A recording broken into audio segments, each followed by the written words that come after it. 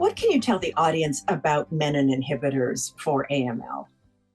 So menin inhibitors are a very exciting novel agent that's come about in the next few years. The science of that actually stemmed from one of the laboratories at Dana-Farber, a physician named Scott Armstrong. And menin inhibitors are particular small molecule agents that are given orally that prevent the proliferation of leukemia cells. And really, initially, as a little while ago, we thought that it was two particular mutations, something called NPM1 and something called KMT2A. But maybe we're thinking that there may be other mutations that actually are also affected by these menin inhibitors. And what's important now is that there are three different menin inhibitors in clinical trials at different stages that are very close to being approved. And so this is going to add just another agent in our armamentarium in order to treat AML and to treat it specifically. And I think what one of the importance aspects of this is that these medications, although not approved right now, are really showing a lot of clinical benefit in clinical trials. And so it really highlights the importance of thinking about clinical trials when being treated with these diseases, because the patients that are on these trials right now and that are doing well with these medications, if they're not in a center that has a trial or they choose not to go on a clinical trial, then they don't have the opportunity to have these drugs and they don't have the opportunity to get that improvement. Mhm. Is there other research in AML that you're excited about?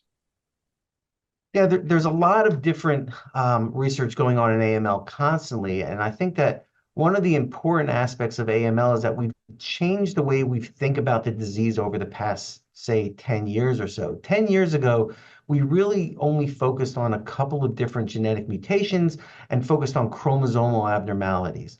And what we've done now is we've been able to fine-tune things a little bit deeper, not just to look at chromosomes, but also to look at the genes that are involved. And when we think 15 years ago, maybe we looked at two genes that were involved in these mutations and these mutational analysis.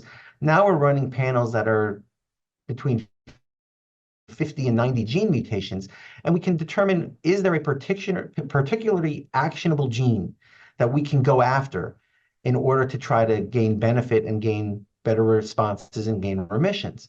And over these past 10 years, we've had a number of different drugs approved that are what we call small molecule inhibitors.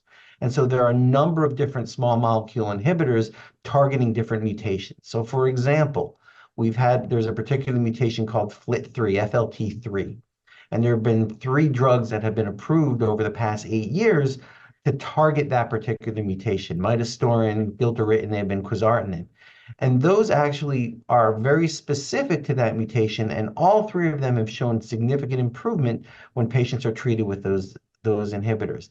Similarly, there's a mutation called IDH1 and IDH2, and there have been small molecule inhibitors, ivosidenib, enosidenib, and olutasidenib, which basically are targeting those particular mutations. And in targeting those mutations, you're gaining improvement, you're gaining a better response, but more so by targeting these mutations, you oftentimes are having less side effects than what you would see with what I call old school conventional chemotherapy. The landscape of leukemia is dramatically changing right now, and it's been dramatically under a transformation over the past, say, 7, 8 years, where we went from looking at high doses of chemotherapy that were like a nuclear bomb exploding all over the marrow and wiping everything out, to really creating more of a targeted approach to how we treat patients, and almost thinking of it more as a personalized medicine in a way.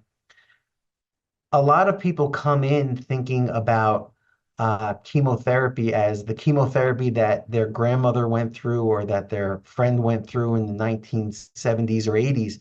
And it really is a very different world. And so I think with these progressions that we've made and with these advances that we've made, leukemia, although it still is a very frightening prospect, it's something that we're really making large strides in improving and that I expect to continue to prove over the years.